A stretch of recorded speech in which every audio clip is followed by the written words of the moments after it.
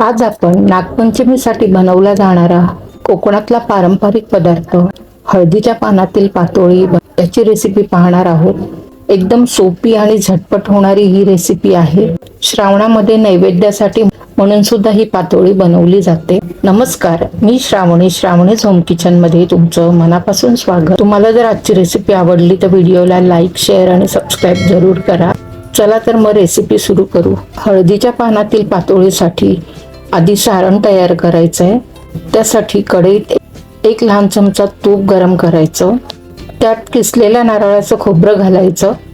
हे खोबरं अख्खा नारळ किसून घेतलेलं आहे. आता हे एखाद मिनिट थोडंसं खोबरं गरम करायचं. जेवढं खोबरं आहे त्याच्या पाऊण भाग गूळ मिक्स करायचं. गुळाच्या गोडीप्रमाणे गूळ घ्यायचंय. आता हे गूळ खोबऱ्यात छान मिक्स करायचं. 2 मिनिट झाल्यावर सारण तयार व्हायला लागलंय आणि गूळ सुद्धा वितळायला लागलाय. 3-4 मिनिटात सारण तयार झालंय. आता अर्धा चमचा वेलची जायफळ पूड मिक्स करायची. सर्व सारण एकजीव करायचं. हे आपलं सारण सुद्धा तयार झालंय. आता गॅस बंद करायचा. आता हळदीची पानं चांगली धुवून स्वच्छ करून घ्यायची आणि एका कपड्याने साफ पुसून ठेवायची.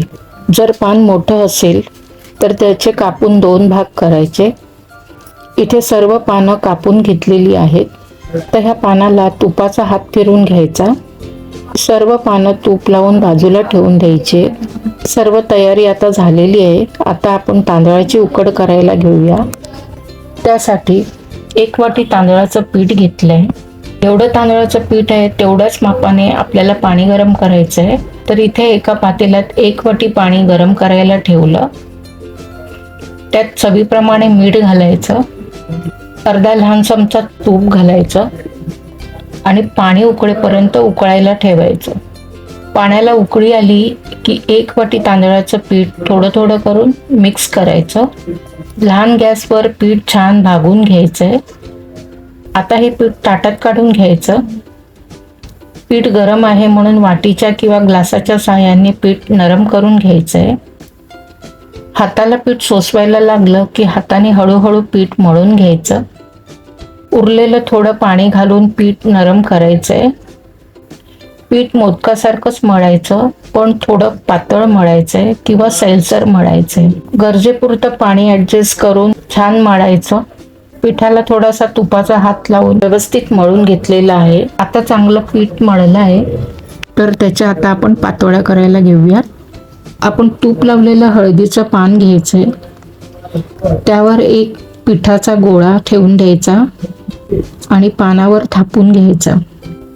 मध्ये मध्ये थोडा पाण्याचा हात लावून पीठ थापून घ्यायचंय. त्यावर सारण भरायचं. सारण हे असं एकसारखं एका रेषेमध्ये भरायचं आणि पान बंद करून घ्यायचं. श्रावणामध्ये हळदीची पानं भरपूर प्रमाणात मिळतात. हळदीच्या पानात केलेल्या पातोळ्याला सुगंध खूप सुंदर येतो. श्रावणात हळदीची पानं भरपूर प्रमाणात मिळतात म्हणून इथे हळदीचं पान घेतलंय.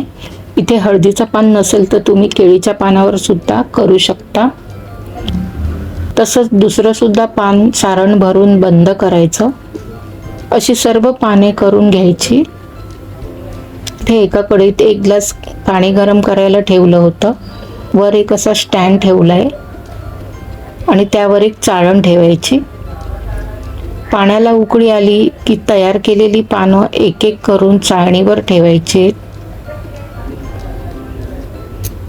आणि झाकण लावून 10 मिनिट वाफवायची. 10 मिनिटांनी गॅस बंद करायचा आणि थोडा वेळ तसंच ठेवायचं. थोडीशी वाफ गेली की झाकण काढायचं. तर तुम्ही बघू शकता पातोळ्या तयार झालेल्या आहेत. मस्त सुवासिक पातोळ्या तयार झाल्या. हळदीच्या पानाचा सुगंध सगळीकडे घरभर पसरलाय. ही तयार पातोळी अशी मधून कापून घ्यायची. खूप छान पातोळी तयार होते. असं वर तूप घालून पातोळी खायला खूप भारी लागते. एकदम चविष्ट लागते. कोकणात, गोव्यात नागपंचमीला अशा पातोळीचा देवाला नैवेद्य दाखवतात. नागपंचमीला कापायचं, चिरायचं नसतं म्हणून फक्त उकडलेले पदार्थ बनवतात. अगदी साधी सोपी आजची रेसिपी तुम्हाला जर आवडली तर नक्की ट्राय करा. व्हिडिओ आवडला तर श्रावणीज होम किचनला सबस्क्राईब करा. पुन्हा भेटू अशाच एका नवीन रेसिपीसह. तोपर्यंत धन्यवाद.